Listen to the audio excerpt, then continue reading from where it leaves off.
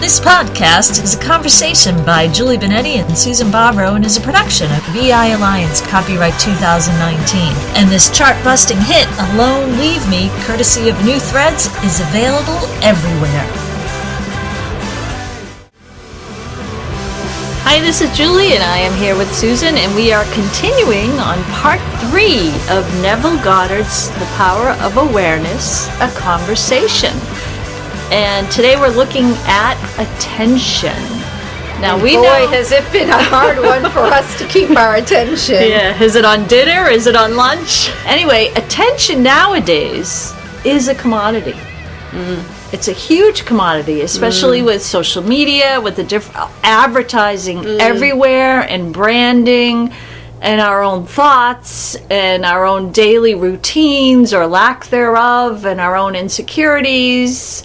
And we can just run the gamut and give a huge list. Mm-hmm. Yet in the sense of what Neville Goddard is talking about, I think it's really cool because from right in the beginning part, one of the paragraphs that he talks about, imagination, of course, but he also talks about yourself being so hyper-focused and almost obsessed on an idea or a sensation.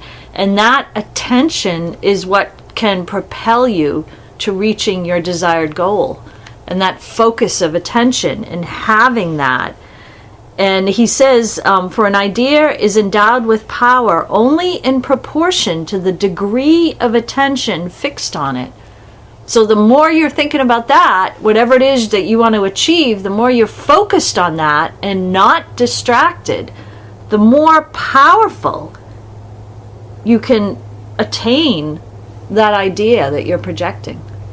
So when I read this, I get two pieces from this. And the first is that it's like seriously like 3 pages long. Like when you look at it, it's 3 pages. And the way I look at it is that sometimes, or in most times, less is more. So the fact that it's 3 pages makes it sound like, yeah, it's just attention, pay attention. But there's something huge to it. First of all, I went back to look at Earl Nightingale's book, The Strangest Secret, which we did do another podcast on in Ancient Texts. It almost dedicates most of his book to really, the biggest part is figuring out what to put your attention on. He talks about creating a goal and keeping that focus. So the first thing as I look at this is, creating the goal, which is part of what he's saying in here. And then the other part of it, which I think is even bigger, is that if you're focusing on one thing, it's to the exclusion of everything else. But it's like driving a car. You can't drive forwards and drive backwards at the same time. So if your attention is driving forward, you can't drive backwards, and vice versa. If you're in reverse and you're looking backing up, you can't focus on going forward. So if you can train, and he talks a lot about training your mind, about keeping your focus on what you want. By default, one of the benefits really is the other stuff can't kind of mosey in. Right. And he also brings up consciousness by saying that those ideas which impel you to action are those which dominate the consciousness, those which possess the attention that you're talking about. And so if you're wondering why you're not receiving any action in direction to what you're moving towards, it's because your attention hasn't been so hyper focused. I think the other thing to that point is that he also refers to an unenlightened man probably defining all this as just being fantasy. Like this is, you're just, people say, yeah, you're living in a dream world, and that's not the way, how many times you hear that's not the way life is, and I think sometimes you get pulled out of it a lot. I mean, sometimes you have to, in your mind, because it's not about telling anybody anything, but in your mind saying, shut up, everybody, and finding that space within yourself to say, this is my focus. And going deeper and deeper into that. And we always say, one of the things we always say is society isn't always very supportive. And I think that's what he's saying. I don't think that's anything new. I don't think it's ever been supportive. If you go back in the 50s, you go back in the, thousands of years ago, I got to believe that it was the problem was the same thing. Everyone lived in, oh, this is what's going on. And you're like, no, I'm creating, I have these ideas. And that's what people would say, well, it's just fantasy ideas. And I think this is interesting because this actually counteracts what everybody else says. Right. And he does say, your imagination is you yourself, and the world as your imagination sees it is the real world. And, if you really think about that, that's pretty insane, because a lot of people complain about what's out there going on in the real world. So this is another part where he starts describing, creating your world, because people want to drag you out of it all the time. Right. And the more you create your own world, you really find that if you have somebody who has a similar mindset, they can see things that you've created that you may have passed off. We talk about Under the Tuscan Sun. At the end, she sits there and, she had these ideas. She wanted her own house. She wanted a family. She wanted a wedding. She wanted all these things.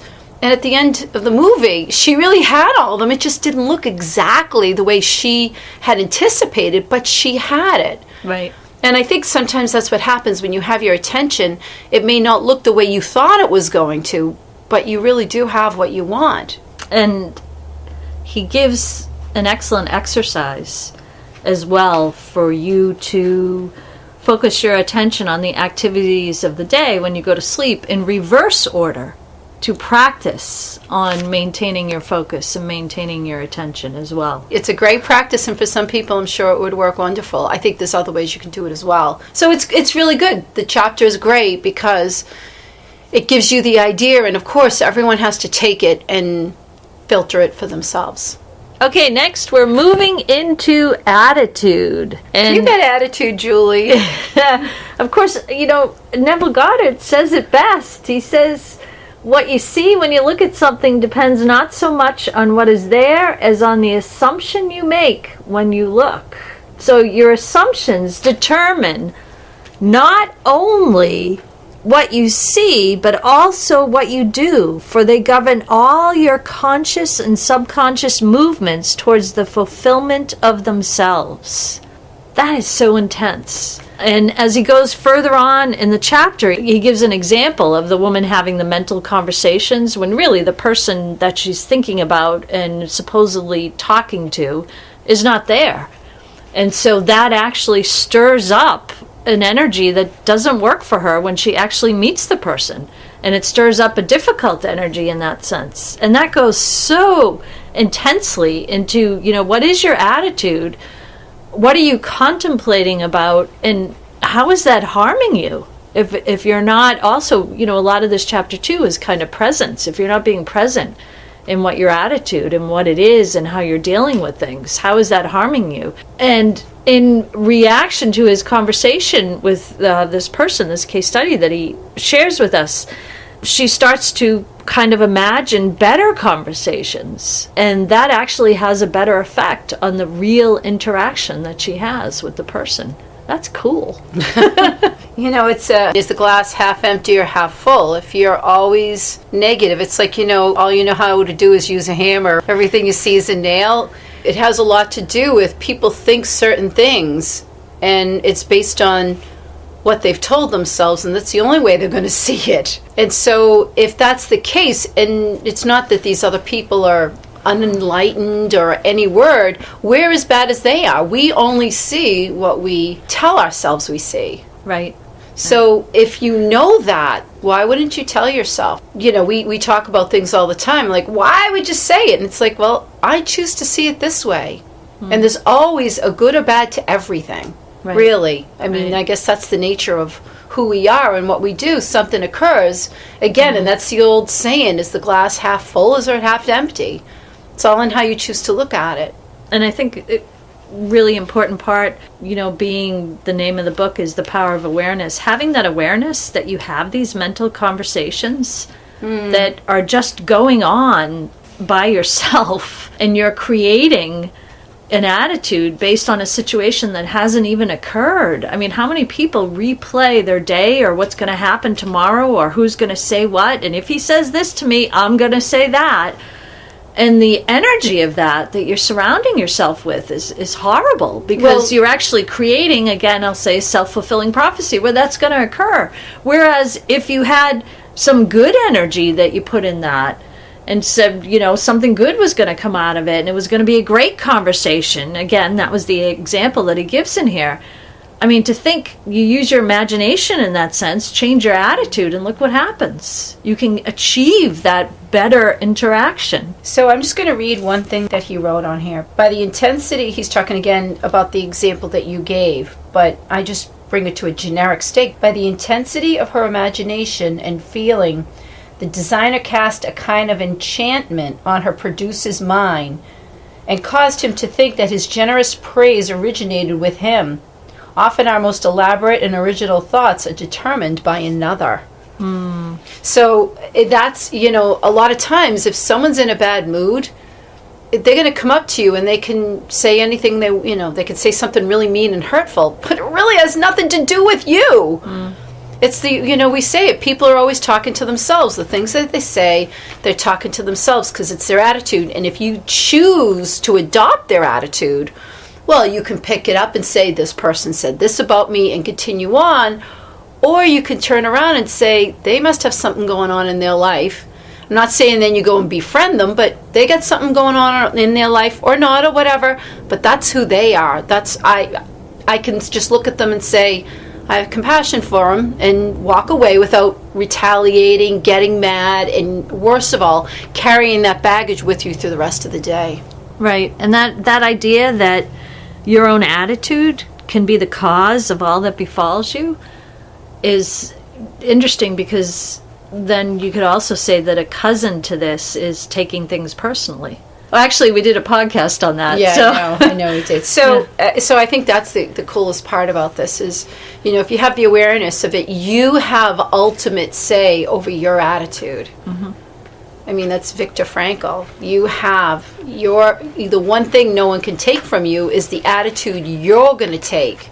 And it's interesting because, of course, he says it here. And when you hear something by these great minds over and over, well, you should take some stock in it. Okay, we're moving into renunciation. And, basically you can take this as strong or as lightly, how you want to do it, put your fist in the air, whatever you want to say. But he basically, Neville Goddard is just saying in here to concentrate your attention on things as you would like them to be, rather than on things as they are. And the way to super hype up your imagination is to just renounce all the quote-unquote bad thoughts, all the stuff that isn't doing anything for you, that you're letting float around in your mind and kind of controlling what the output is and what the outcome is. Just renounce all of those and concentrate on the things you would like to occur. So I think it's interesting because I always look at the vocabulary, and he's basically saying it's not resist. I think he's making the point of renouncing is not resisting. Right. And renouncing does not give more attention to, because we're going to go back to attention, which affects attitude. And if something is going on, you don't say, I'm not going to do this. Your focus is, this is where I'm going, this is what I'm doing. And it's almost like the things that you don't want. When he says renounce, it's he's using, as I can understand it, changing it. But I think he's even going further, but it's almost like you ignore it. It's like completely ignoring. It's like it never happened. And whatever happens, you have to just keep the attitude of who you are and what you know in your mind to be the truth, and not get caught up in someone else's definition of what's true and what you have to deal with and what you should be doing and how you should feel and what you should be doing with it and acting like. And go ahead. Yeah, and I think one of the great words that he uses, withdrawing your attention from all unlovely and destructive ideas and concentrating on the ideal you wish to attain. And when you were talking about the vocabulary, I think withdrawing your attention is really powerful. And it started me thinking about when people, say, I tried to meditate, but all those thoughts come in and that just doesn't work for me. And that's hard because, I kind of succumb to all those thoughts. And like you said, like he says, if you resist them, it gets worse. You try to hit them away. It's like they come tenfold in a way. Yet, if you kind of withdraw your attention from that and you just relax more, it seems to be a better way, to kind of get into a clear space. So it's funny you say that, because I've had conversations with people regarding that, and one of the things that I did in the beginning, which I think is just, it's not this replaces it, but this is maybe a how-to, is when those thoughts came in my mind, I actually gave them a little space and said, go ahead. I didn't entertain any of them. It's like a little gnat that keeps like, go ahead, say whatever you want, and it kind of just passed by. I didn't hold on to any of it. It's like a train going by. You just stop your car, and the train goes by, and you kind of listen to the radio, you do whatever, like, yeah, and then when it's done, you continue on your way. I think that's like a great visual for it. It is. It's an awesome visual, and I think that's an aspect of withdrawing your attention, because you're not focusing full force on those thoughts, saying, what am I going to do with them? Yeah, that's resisting them, and in that case, that's a perfect example you gave. You're just letting the train pass. That's not where your attention is, and you're continuing. Then the minute it's gone, it's like, okay, then you just keep on in the car where you were going without any thought of the train. Mm-hmm. It's gone. Okay, we're moving into Chapter 9 now, Preparing Your Place. This one we could practically just read aloud. Because to have a conversation about it, he says it all amazingly. Well, go ahead. You give the synopsis. So he begins it by saying, all is yours. Do not go seeking for that which you are. Appropriate it, claim it, assume it. Everything depends upon your concept of yourself. That which you do not claim as true of yourself cannot be realized by you. Hold fast in your imagination to all that is lovely and of good rapport. Do this by imagining that you already are what you want to be and already have what you want to have. And then he goes into our classic line, which we did a whole podcast, a couple of episodes on, as a man thinketh in his heart, so is he. So I think what's important here to be noted is that, once again, not so much that, what you want, you see it, whatever. I think what's important here is that we do it unconsciously or consciously. Some people don't do it consciously. They don't realize it. So by default, if you don't see yourself with something, you're not going to have it. I think how you see yourself, people can do that very well, because that's how we see ourselves, is however you define yourself: tall, short, thin, heavy, whatever, smart, right, dumb, pretty, ugly, whatever. We see ourselves, and then therefore that's what we have. So I think what's important here is that if you want something but you could never see yourself having it, that's, to me, the most important part of this chapter, is that if you can't see it, it ain't going to happen. Right. One of the other important parts, too, as well, is that you don't ever have to search for anything. You mean in the physical world? Wait a minute, you're talking about in the physical world. Yeah, you don't have to search for anything. If you really desire to be something, then you're that. If you really and truly desire. So what are you searching for? So you don't have to search for anything. And that kind of blows the self-help industry out of the water, which we love. But I think what's important about that, which is everything you're saying, I'm not disagreeing. I think the biggest piece is the awareness. If you can't see yourself a certain way, you will never be that way. There are some really great things that he says here that are important to highlight. And when he talks about your experiences, not only being determined by your assumptions, and as you said, consciously or unconsciously, that the incidents that occur are because of those assumptions, and even going further about, the ideology of man believing that the future came from the past. That's beautiful. And that paragraph where he states about, no, the future didn't come from the past. It came from your assumptions and the places that you kind of put yourself and your desires and whether you can see them or not. And I think that's something very interesting, that, to say that your assumption places you psychologically where you are not physically. And then your senses pull you back from where you were psychologically to where you are physically. And that motion in time helps to create, what you desire to be, which is kind of a mechanical almost a mechanical visualization of what your imagination does, which is beautiful.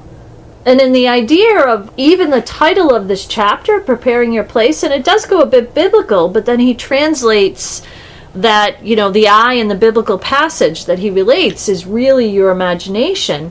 And I think it's amazing because there's always been a conversation about time travel, and I'm a huge Doctor Who fan. Anything that includes time travel, I loved it in Star Trek.